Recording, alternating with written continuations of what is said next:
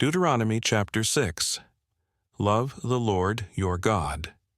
These are the commands, decrees, and laws the Lord your God directed me to teach you to observe in the land that you are crossing the Jordan to possess, so that you, your children, and their children after them may fear the Lord your God, as long as you live by keeping all his decrees and commands that I give you, and so that you may enjoy long life. Hear, Israel, and be careful to obey so that it may go well with you, and that you may increase greatly in a land flowing with milk and honey, just as the Lord, the God of your ancestors, promised you. Hear, O Israel, the Lord our God, the Lord is one. Love the Lord your God with all your heart and with all your soul and with all your strength. These commandments that I give you today are to be on your hearts. Impress them on your children. Talk about them when you sit at home and when you walk along the road, when you lie down and when you get up. Tie them as symbols on your hands and bind them on your foreheads. Write them on the doorframes of your houses and on your gates.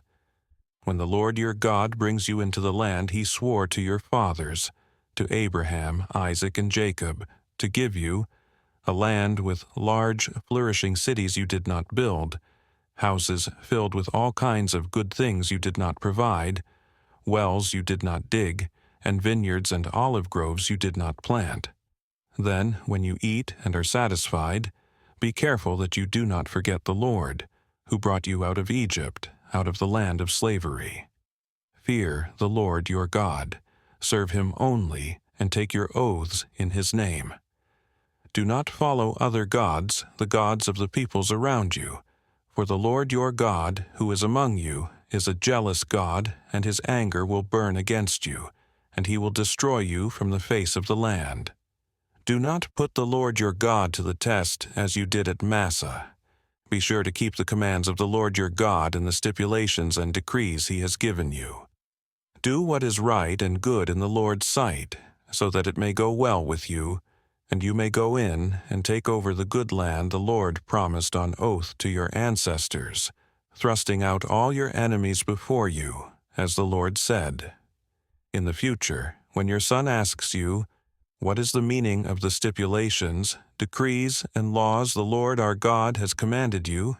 tell him, "We were slaves of Pharaoh in Egypt, but the Lord brought us out of Egypt with a mighty hand. Before our eyes the Lord sent signs and wonders, great and terrible, on Egypt and Pharaoh and his whole household.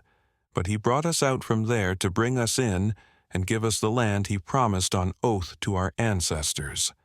The Lord commanded us to obey all these decrees and to fear the Lord our God, so that we might always prosper and be kept alive, as is the case today.